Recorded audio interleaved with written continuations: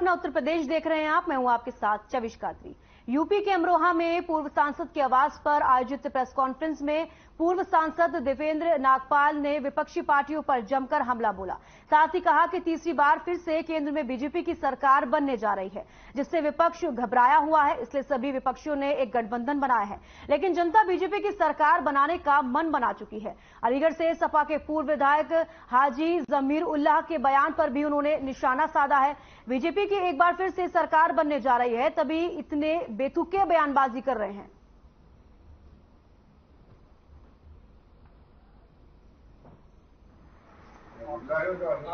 देखिए, ये ओवैसी साहब हो गए, राहुल गांधी जी हो गए, कांग्रेस हो गई, ये महागठबंधन के लोग, ये आपस में लड़ते लड़ते ऐसे ही खत्म हो जाना है।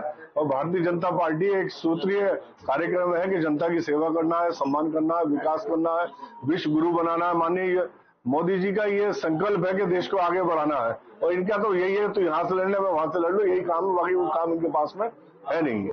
मैं तो एक कार्यकर्ता घर मिलने आया हूँ, स्वागत में कुछ नहीं है, ठीक है जी। अब ये कार्यकर्ता की खुशी है कि गले माला डाल दो या वैसे बात कर लो, स्वागत का कोई कार्यक्रम मेरा नहीं है कहीं भी।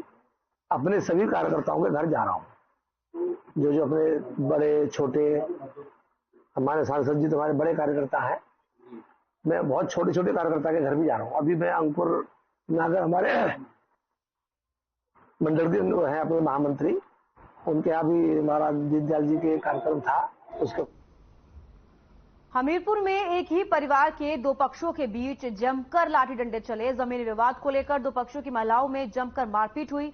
वहीं मारपीट में दोनों पक्षों की दो महिलाओं को गंभीर चोटें आई हैं। घायल महिलाओं को जिला अस्पताल में भर्ती कराया गया। पुलिस ने दोनों पक्षों की शिकायत पर मामला दर्ज कर जांच शुरू कर दी है।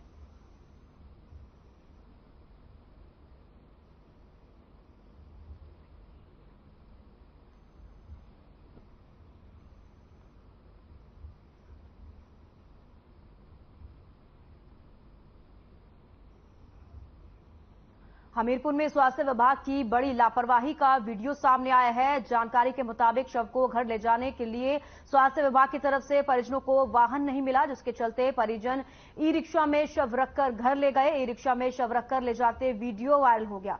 वहीं परिजनों ने स्वास्थ्य विभाग की कार्यशैली पर सवाल उठाए हैं। ये मामला हमीरपुर जिले के राट सामुदायिक स्वास्थ्य केंद्र का है।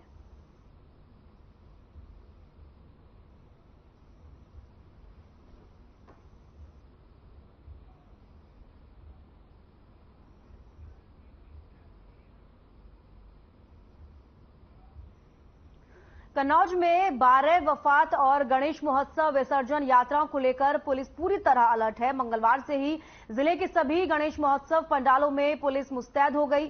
साथ ही विसर्जन यात्रा मार्गों पर डायल 112 की टीमें व्यवस्थाएं दुरुस्त करने में जुट गई हैं। एसपी अमित कुमार आनंद ने सभी वर्गों से मिलकर शांतिपूर्वक त्योहार मनाने की अपील की है। एसपी कन्नौज खुद पुलिस व्यवस्था को मॉनिटरिंग कर रहे हैं। वे नगर क्षेत्रों में भ्रमण कर पुलिस की मुस्तैदी चेक कर जरूरी दिशा निर्देश भी दे रहे हैं।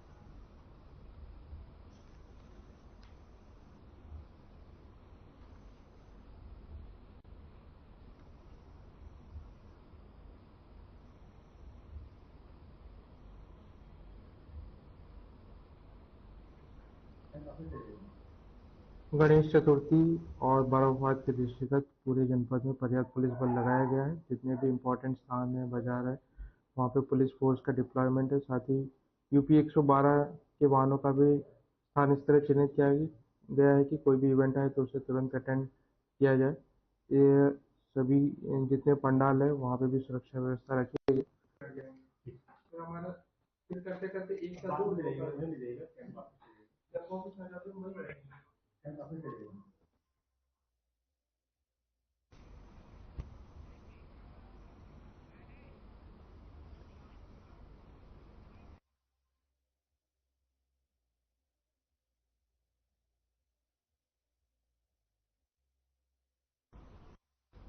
तो त्योहारों को लेकर पुलिस जो है अलर्ट होती हुई नजर आ रही है। साथ ही बता दें कि पुलिस प्रशासन पूरी तरीके से मुस्तैद है और एसपी की तरफ से भी जरूरी दिशा निर्देश दिए गए हैं। एसपी कन्नौज खुद पुलिस व्यवस्था की मॉनिटरिंग कर रहे हैं। वे नगर क्षेत्रों में भ्रमण कर पुलिस की मुस्तैदी चेक कर जरूरी दिशा निर्देश भी दे रहे हैं। तो कन्नौज से बड़ी खबर आ रही है। आपको बता दें कि सीएमएस ने अस्पताल का निरीक्षण किया है। अस्पताल में ऑपरेशन की सुविधा को जल्द ही दुरुस्त किया जाएगा। हर्निया, बवासीर, हाइड्रोसील समेत कई ऑपरेशन होंगे। तो बड़ी जानकारी आपको दे रहे हैं कन्नौज से, जहां पर टीम में अब 10 से 12 लोग शामिल होंगे। और छिबरामऊ के दिलू नगला के पास है यह अस्पताल, जिसमें कि सीएमएस ने अस्पताल का निरीक्षण किया। अस्पताल में जल्द ही ऑपरेशन की सुविधा होगी। हर्निया, बवासीर, हाइड्रोसील समेत कई ऑपरेशन किए जाएंगे। टीम में 10 से 12 लोग शामिल रहेंगे। छिबरामऊ के दिलू नगला के पास ही अस्पताल, जिसका सीएमएस ने निरीक्षण किया। अस्पताल में जल्द ही ऑपरेशन की सुविधा भी अब दी जाएगी, जिसमें कि हर्निया, बवासीर, हाइड्रोसील समेत कई ऑपरेशन शामिल हैं। और उसी टीम में 10 से 12 लोग शामिल होंगे। तो कन्नौज से यह बड़ी खबर आप तक पहुंचा रहे हैं। सीएमएस ने अस्पताल का निरीक्षण किया है। अस्पताल में जल्द ही ऑपरेशन की सुविधा दी जाएगी। हर्निया, बवासीर, हाइड्रोसील समेत कई ऑपरेशन होंगे। टीम में 10 से 12 लोग शामिल रहेंगे। और आपको बता दें कि छिबरामऊ के दिलू नगला के पास ये अस्पताल है, जहां पर सीएमएस ने उस अस्पताल का निरीक्षण किया, जिसमें कि अब अस्पताल में ऑपरेशन की सुविधा भी मरीजों को दी जाएगी, जिसमें कि हर्निया, बवासीर, हाइड्रोसील समेत कई ऑपरेशन किए जाएंगे।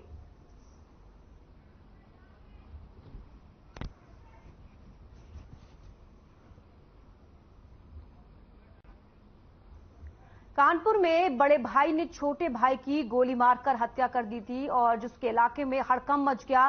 सूचना पर पहुंची पुलिस ने घटनास्थल का जायजा लिया और शव को पोस्टमार्टम के लिए भेजा, जबकि हत्यारा भाई मौके से भागने में कामयाब हो गया। फिलहाल पुलिस फरार आरोपी की तलाश में जुटी है।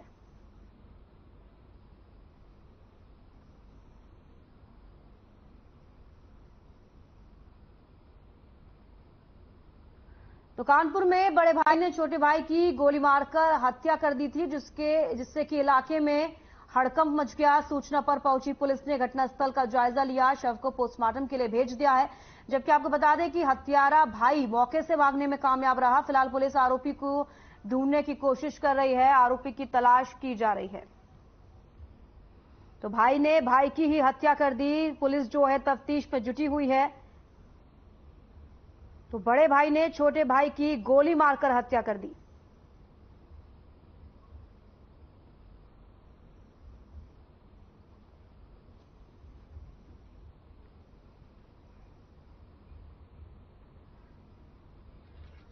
कॉलर के द्वारा बताया गया कि उनके बड़े भाई ने उनके छोटे भाई को गोली मारकर हत्या कर दी है। तो सूचना पर थाना जुटी की फोर्स एवं सभी वरिष्ठ अधिकारी सरकार मौके पर आ गए। मौके पर आकर देखा कि एक मृतक है, जिनका नाम अदनान खान है, वो अपने छत पे सो रहे थे। और इनके जो परिजन है, इनके द्वारा बताया गया कि इनका जो बड़ा भाई है, जिसका नाम आरजू खान, उम्र लगभग 25 वर्ष है, उसके द्वारा इस तरीके की घटना को पारित किया गया है।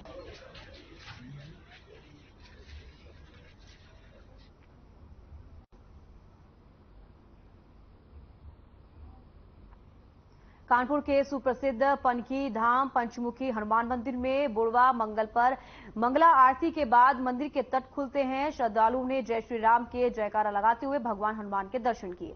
वहीं मंदिर परिसर के चप्पे चप्पे पर कमिश्नरेट पुलिस ने सुरक्षा व्यवस्था के इंतजाम किए। जगह जगह पर पुलिस कर्मियों को तैनात किया गया।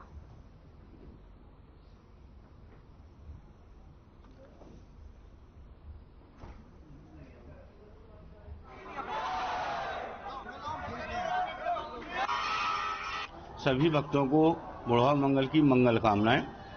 आज जो है बुढ़वा मंगल का पावन पर्व है। इस पर जो है पनकी हनुमान मंदिर में विशाल भीड़ एवं मेला का आयोजन है। जो भी शख्स मंदिर आ रहे हैं उनका हम लोग स्वागत करते हैं। वो लोग आएं, अपनी व्यवस्था को सुचारू करें, क्योंकि ये व्यवस्था यह जनता के ही द्वारा और जनता के ही लिए है।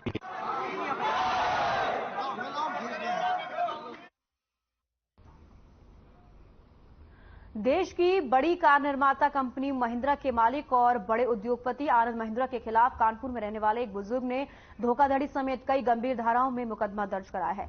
पीड़ित का कहना है कि उन्होंने बेटे को उपहार स्वरूप कार देने के उद्देश्य से आनंद महिंद्रा के विज्ञापनों और उसमें दिखाए गए सेफ्टी फीचर्स से प्रभावित होकर बेटे को टॉप मॉडल स्कॉर्पियो कार दिलाई थी, जिसके कुछ समय बाद ही उनका बेटा कार दुर्घटना का शिकार हो गया। हादसे के वक्त उसने सीट बेल्ट भी पहनी थी, बावजूद इसके कार के एयरबैग नहीं खुले, जिसकी वजह से उनके बेटे की मौत हो गई। और इस पूरे मामले में पीड़ित पिता ने आनंद महिंद्रा समेत 13 लोगों के खिलाफ कानपुर के रायपुरवा थाने में न्यायालय के आदेश के बाद मुकदमा दर्ज कराया है।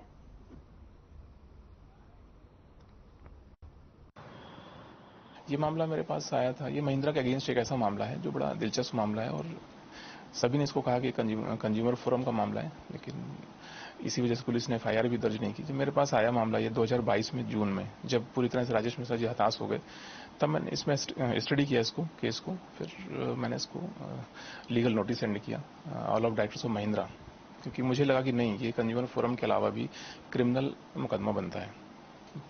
एफआईआर जब नहीं लिखी गई तो फिर हमने इसको कोर्ट में एक 56(3) के माध्यम से न्यायालय की शरण में गए और वहां पे हमने न्यायालय को सारे एविडेंस दिए, अपनी आर्गुमेंट की और बताया।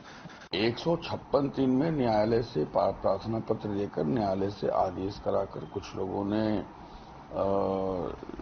एक मुकदमा दर्ज किए जाने का आदेश न्यायालय से प्राप्त किया था। न्यायालय के आदेश के अनुसार मुकदमा दर्ज किया गया है, लेकिन विवेचना करते हुए तेजी से वे सारे तथ्य विवेचना से परीक्षणोपरांत बाहर कर दिए गए हैं और वो नाम निकाल दिए गए हैं जो नाम इस विवेचना के दृष्टि से तथ्यों पर आधारित नहीं है और जिनके लिए कोई भी तथ्य सपोर्ट नहीं करना चाहता।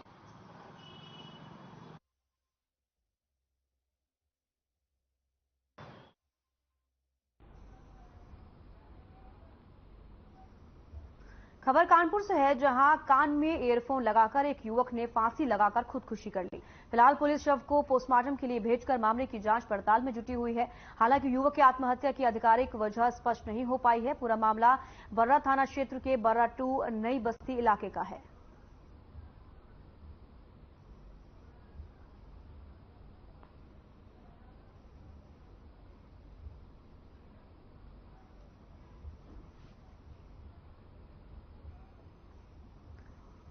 लखनऊ के बलरामपुर चिकित्सालय मुख्य औषधि भंडार में वर्ल्ड फार्मासिस्ट दिवस केक काटकर मनाया गया। इस अवसर पर चीफ राजीव कन्नौजिया के साथ फार्मासिस्ट एसोसिएशन के अध्यक्ष डॉक्टर जेके सचान के साथ कई अधिकारी मौजूद रहे। सभी फार्मासिस्टों ने एक दूसरे को शुभकामनाएं दी। आपको बता दें कि वर्ल्ड फार्मासिस्ट दिवस 25 सितंबर को मनाया जाता है। इस दिवस का मकसद समाज को मजबूत बनाने, सही स्वास्थ्य सेवाएं लोगों तक पहुंचाने में अहम भूमिका निभाना ही फार्मासिस्टों का मकसद होता है।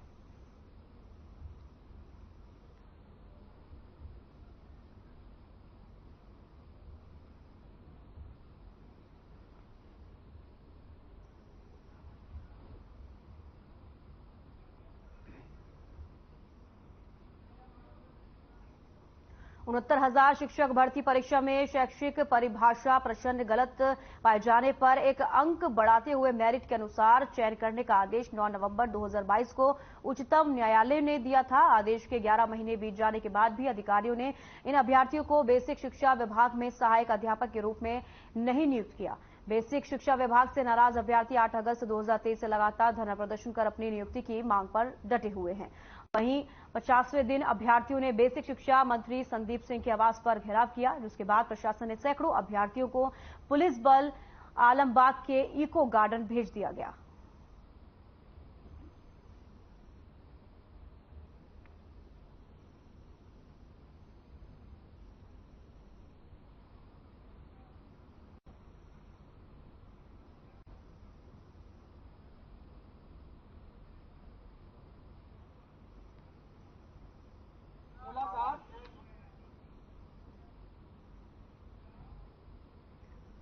पीलीभीत में जच्चा बच्चा की मौत के मामले में सीएमओ के आदेश पर एफआईआर नहीं कराई गई। सीएम और एसपी से शिकायत के बाद भी रिपोर्ट दर्ज नहीं हुई। वहीं न्यायालय के लिए पीड़ित रामसेवक अदालत जाएगा। वहीं अधिकारियों पर आशा बिरंचा और अस्पताल वालों को बचाने का आरोप लगा है। बता दें कि बिलसंडा में 25 अगस्त को श्री सिद्धि विनायक हॉस्पिटल सील हुआ था।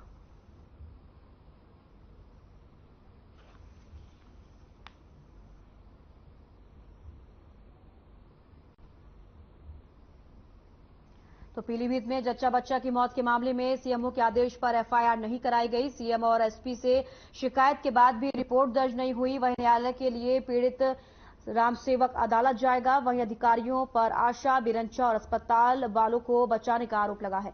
बता दें कि विलसंडा में 25 अगस्त को श्री सिद्धिविनायक हॉस्पिटल को सील कर दिया गया था।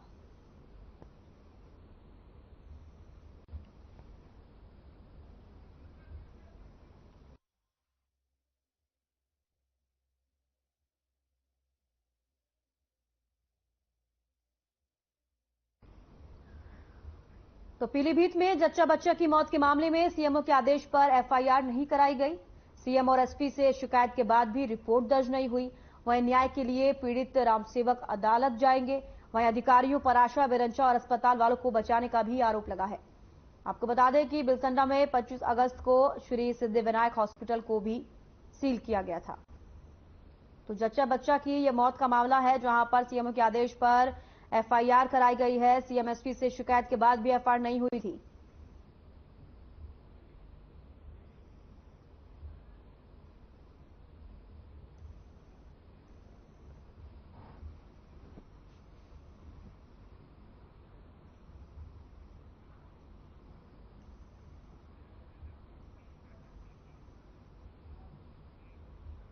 लखनऊ में यूपी की कानून व्यवस्था को लेकर बैठक हुई। एनएक्सी में मुख्यमंत्री योगी ने समीक्षा बैठक ली, जिसमें जिलों के SSP, SP, police commissioner video conferencing के जरिए जुड़े। इस दौरान प्रमुख सचिव गृह और डीजीपी भी बैठक में मौजूद रहे। इसके अलावा स्पेशल डीजी प्रशांत कुमार भी बैठक में मौजूद हुए। बता दें कि यूपी के 1589 थानेदारों से सीएम योगी ने इस दौरान बात की।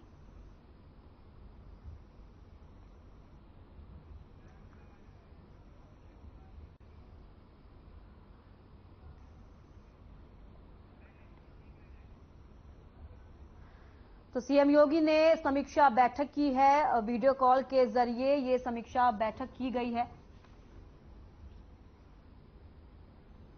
तो स्पेशल डीजी प्रशांत कुमार भी इस बैठक में मौजूद नजर आए। लखनऊ में कानून व्यवस्था को लेकर सीएम योगी ने समीक्षा बैठक की। वीडियो कॉल के जरिए ये समीक्षा बैठक की गई है।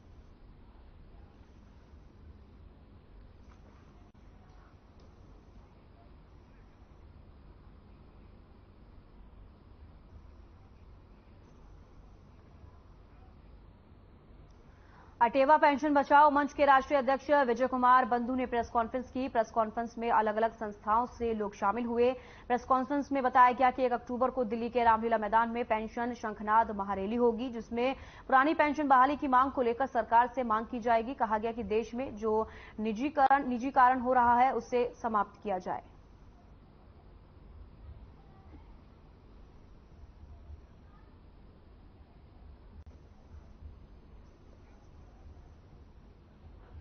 एक अक्टूबर 2023 को रामलीला मैदान दिल्ली में पेंशन शंखनाद महारैली रखी गई है, क्योंकि देश का माननीय एसी में बैठे हुए 4-4 पेंशन लेता है और देश के अर्धसैनिक बलों को एक भी पेंशन नहीं देता। ये दुर्भाग्य है इस देश का। तो मैं आपके माध्यम से पूछना चाहता हूं माननीय प्रधानमंत्री जी से कि देश के अर्धसैनिक बलों को पेंशन न देना कौन सा राष्ट्रवाद है? और इसी को लगातार पिछले कई सालों से हम लोग लड़ाई लड़ रहे हैं कि पुरानी पेंशन बहाल हो। उसका परिणाम निकला कि 5-5 राज्यों के अंदर पुरानी पेंशन बहाल हुई है। पेंशन के लिए हमारा एसोसिएशन एनएमओपीएस, जब से एनएमओपीएस ने पुरानी पेंशन बहाली को लेकर के जो भी हम का समर्थन करते चले आ रहे हैं, अभी भी 1 अक्टूबर को जो दिल्ली में रैली होने जा रही है रामलीला मैदान में, उसमें हम अपने साथियों के साथ तन मन धन के साथ समर्थन में पूरे महिलाओं के साथ लोग समर्थन करते हैं और हम जाने के लिए तैयारी कर रहे हैं। हमारा कैडर चूंकि हम 10 कैडर से है, हमारे कैडर में महिला प्रधान कैडर है, महिलाएं ज्यादा संख्या में। रामलीला मैदान में सुसज्जित आसनों पर रखे गए सभी विद्वान भक्तों ने एक साथ सभी आराध्य प्रतिमाओं के दर्शन और आरती की। नगर के 49 मंदिरों के विमानों में एक साथ सुमेरा तालाब पर वैदिक मंत्रों के साथ जलाभिषेक किया। जनपद में जलविहार डोल ग्यारस का त्योहार प्रतिवर्ष की भांति इस वर्ष भी परंपरागत और उत्साह के साथ मनाया गया। तालाब, पूरा रामलीला मैदान, गणेश पांडाल, कटरा बाजार और जगदीश मंदिर घंटा पर सभी विमानों की अगुवानी कर पूजा अर्चना के साथ आरती की गई। इस मौके पर सुमेरा तालाब को बड़े ही आकर्षक विद्युत छटा से सजाया गया और ड्रोन से पुष्प वर्षा की गई। सुमेरा तालाब पर उमड़ा श्रद्धा का सैलाब। बिना किसी अप्रिय की घटना के सौहार्दपूर्ण और भक्तिमय वातावरण में कार्यक्रम संपन्न हुआ।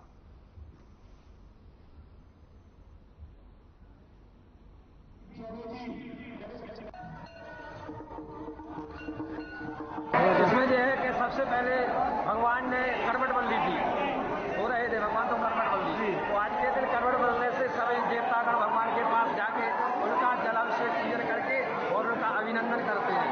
दूसरा पौराणिक कथा यह है कि भगवान ने जब जन्म लिया तो छठी मनाई गई, तो आज के दिन भगवान ने जल तत्व की शुद्धि की। सभी लोगों ने इकट्ठे होकर के और ब्रजवासियों ने भगवान का यमुना से जलाभिषेक किया, बालके से लाल का जलाभिषेक करने से आज हमारे बुंदेलखंड में एक परंपरा है कि भगवान को विग्रह को, गोपाल जी के, राम जी के विग्रह को देवालय से लेकर के तालाब में लेकर के जल का अभिषेक कराते हैं।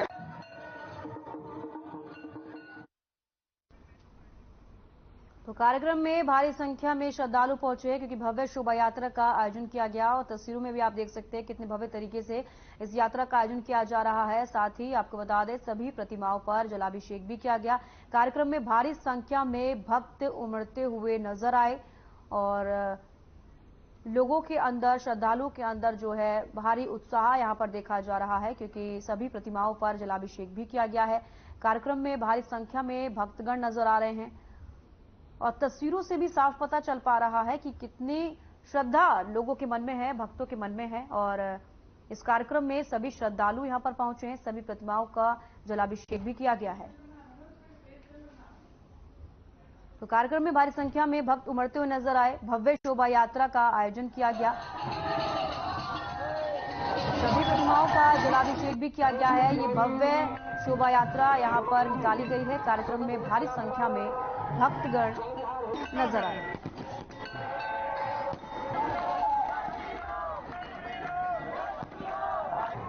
सभी प्रतिमाओं का जलाभिषेक भी किया गया है। भारी संख्या में भक्तगण जो है इस कार्यक्रम में पहुंचे हैं। ये शोभा यात्रा जो है निकाली गई जिसमें कि श्रद्धालु पहुंचे। भव्य शोभा यात्रा का आयोजन किया गया।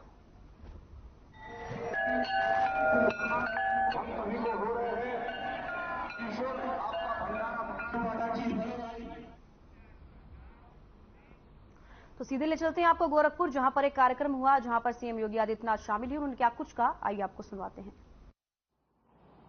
आगे बढ़ाने की दृष्टि हो या फिर अपने युवा शक्ति को दुनिया के अंदर, संजोग से भारत सबसे युवा देश है, यानी दुनिया के अंदर किसी एक देश में सबसे अधिक युवा निवास करते हैं तो सौभाग्य से भारत है। और भारत में कोई प्रदेश है जिसके पास सबसे बड़ी युवा ताकत है, वह उत्तर प्रदेश है। उत्तर प्रदेश की 56% आबादी कामकाजी आबादी है और डिजिटल इंडिया का लाभ यह आबादी सर्वाधिक ले सकती है।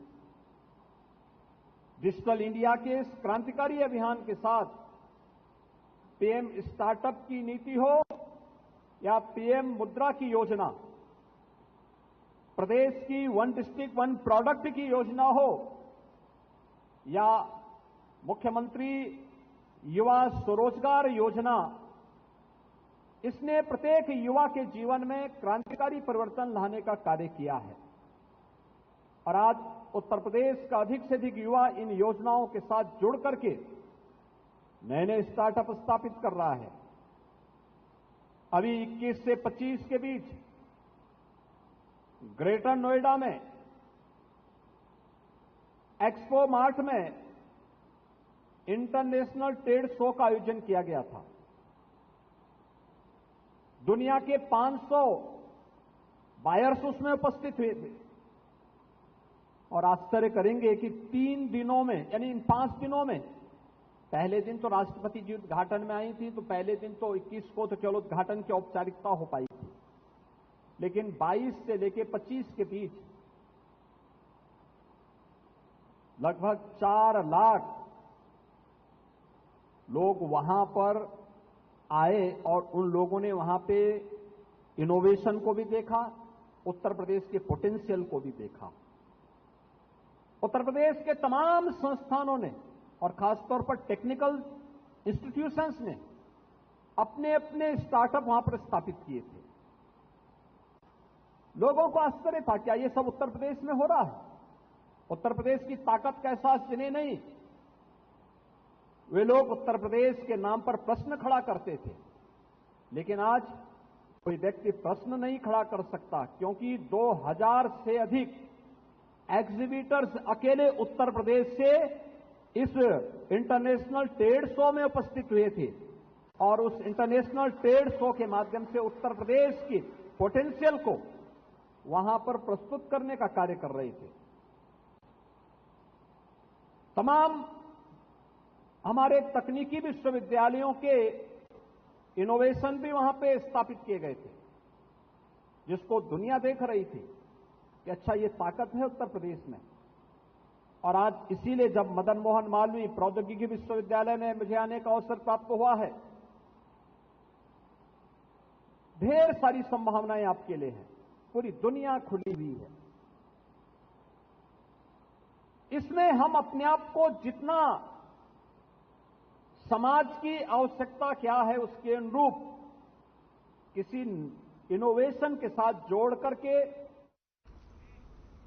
उत्तर प्रदेश का जनपद पीलीभीत टाइगर रिजर्व के नाम से प्रसिद्ध है, जिसमें तमाम तरह के जंगली जानवरों और सैकड़ों प्रजातियों की चिड़िया पाई जाती है, जिन्हें देखने प्रदेश के कोने कोने से सैलानी आते हैं। वहीं टाइगर रिजर्व को अंतर्राष्ट्रीय अवार्ड से सम्मानित किया जा चुका है।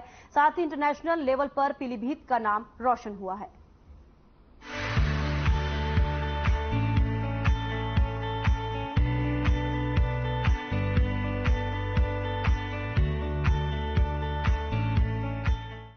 उत्तर प्रदेश का पीलीभीत जिला हिमाचल की शिवालिक पर्वतमाला की तराई में बसा एक खूबसूरत शहर है। पीलीभीत के खूबसूरत जंगलों की कई रेंज को मिलाकर पीलीभीत टाइगर रिजर्व बनाया गया है। अनुकूल वातावरण के चलते पीलीभीत टाइगर रिजर्व में वन्य जीव लगातार फल फूल रहे हैं और यही कारण है कि हर साल पर्यटन सत्र के दौरान हजारों की संख्या में पर्यटक पीलीभीत घूमने आते हैं। अगर आप भी पीलीभीत घूमने का प्लान बना रहे हैं तो इन तस्वीरों को निहार लें, ताकि जब आप पीलीभीत टाइगर रिजर्व पहुंचे तो यहाँ का कोई पर्यटन स्थल देखने से चूक ना जाए। सर, यहाँ पे डिफरेंट टाइप के जानवर हैं, बहुत तरीके के एनिमल्स हैं यहाँ पे, जैसे शेर इत्यादि वगैरह, हिरन वगैरह, ये सारे एनिमल्स पाए जाते हैं। और यहाँ पे अलग अलग स्टेट्स के लोग भी यहाँ पे घूमने के लिए, विजिट करने के लिए आते हैं। और जैसे हमारे रिलेटिव्स हो गए जो बाहर से आते हैं, और इस हिसाब से जो भी यहाँ पे जैसे जो भी सुनता है वो यहाँ पे विजिट करता है। और ये काफ़ी we can say like legendary place या फेमस प्लेस है for walking there, for visit here. आप डर नहीं लगता? Sir, we people are habitual here. हम लोग जैसे यहाँ पे रह रहे हैं तो हमें हैबिट हो चुकी है यहाँ पे। So we have don't any that fear to living here in this area. So it is now it is a habit here to living all the people here. तो दूसरी ओर इंडो नेपाल से लगे हुए 7 जिले हैं, जिसमें जनपद पीलीभीत भी है और जिसका टाइगर रिजर्व जंगल का एरिया 730 वर्ग किलोमीटर में फैला हुआ है, जो कि तराई आर्क लैंडस्केप में आता है और इसकी स्थापना साल 2014 में हुई थी। पीलीभीत का टाइगर रिजर्व, ये जो इंडो नेपाल बॉर्डर है, जिसपे 7 जनपद इंडो नेपाल बॉर्डर से लगते हैं, उसमें पीलीभीत भी एक है। और यहाँ बहुत ही बढ़िया क्वालिटी का जंगल है और इस जंगल में तमाम प्रकार के जीवधारी हैं, जिसमें शेर हैं, बाघ हैं, तेंदुए हैं और शेही वगैरह। और नदी में मगरमच्छ, यहाँ चूका स्पॉट भी है जहाँ लोग आके। टाइगर रिजर्व के डिप्टी डायरेक्टर नवीन खंडेवाल की माने तो उनका कहना है कि यहाँ के जंगल में साल 2014 में 25 टाइगरों की संख्या थी और जिनका कुनबा बढ़ने से साल 2018 में 65 टाइगरों की संख्या हो गई है और अब लगभग 70 टाइगरों की संख्या के कयास लगाए जा रहे हैं। पीलीभीत टाइगर रिजर्व एक बहुत ही यूनिक लैंडस्केप में फैला है, जो तराई आर्क लैंडस्केप बोलते हैं। ये लगभग 730 स्क्वायर किलोमीटर में हमारा टाइगर रिजर्व फैला है, जिसकी स्थापना 2014 में हुई थी। हमारे टाइगर रिजर्व में मुख्यतः जो मेन हमारी लैंडमार्क स्पीसीज है वो टाइगर है। यहाँ पर टाइगर रिजर्व की स्थापना के बाद टाइगर में अत्यधिक वृद्धि हुई है, जो वन विभाग के अथक प्रयासों का और सरकार के दिए गए सपोर्ट के कारण हो पाया है। 2014 के अंदर यहाँ 25 टाइगर थे और 2018 की रिपोर्ट में यहाँ पे 65 टाइगर आए हैं, जो कि लगभग 4 साल में 2 गुना से ज्यादा वृद्धि हुई है, जिसके कारण हमें। यही नहीं, उन्होंने बताया कि टाइगर रिजर्व में लेपर्ड, बाघ, स्लाद, बियर, भालू, विशिंग कैट, पाड़ा, चोसिंघा, वनरोज, सांभर, मगरमच्छ, सियार और विजू जैसे सहित तमाम प्रजातियों के जानवर पाए जाते हैं। वहीं 5 प्रजातियों के हिरण भी यहाँ पाए जाते हैं और जिसमें बारहसिंगा और चीतल की मुख्य प्रजातियां हैं। वहीं 350 प्रजातियों की चिड़ियाएं पाई जाती हैं। सरकार के सपोर्ट और वन विभाग के अथक प्रयास से पीलीभीत के टाइगर रिजर्व अंतर्राष्ट्रीय अवार्ड से नवाजा जा चुका है और इंटरनेशनल लेवल पर भी पीलीभीत का नाम रोशन हुआ है। लगभग 40 प्रजातियों के अप्रवासीय विदेशी पक्षी सर्दियों की शुरुआत में ही यहाँ पर आते हैं, क्योंकि साइबेरिया में बर्फ अधिक पड़ने की वजह से यह पक्षी यहाँ पर प्रवास करते हैं और सर्दियों की समाप्ति तक अपने देश पलायन कर जाते हैं। साहब, मैं आपको बताना चाहता हूँ कि हम बहुत ही खुशनसीब है कि पीलीभीत जिले में हम रहते हैं, जो कि टाइगर रिजर्व और इंटरनेशनल लेवल पे मशहूर हो चुका है। ये आर्क लैंडस्केप में आता है। यहाँ पे सैकड़ों तरीके के टाइगर से लेके हिरन से लेके हर तरीके का जानवर और 300-350 तरीके की चिड़ियाँ हैं हमारे टाइगर रिजर्व में। उसके अलावा चूक का स्पॉट है, गवर्नमेंट द्वारा प्रोवाइड करी हुई खुली गाड़ियाँ हैं जो जंगल सफारी के काम में आती हैं और देश विदेश के मुझे लगता है हजारों लोग साल में यहाँ पे इसको देखने आते हैं। तो आपने देखा कि आखिर क्यों पर्यटकों के लिए दिन पर दिन पीलीभीत मनपसंद शहर बनता हुआ चला आ रहा है।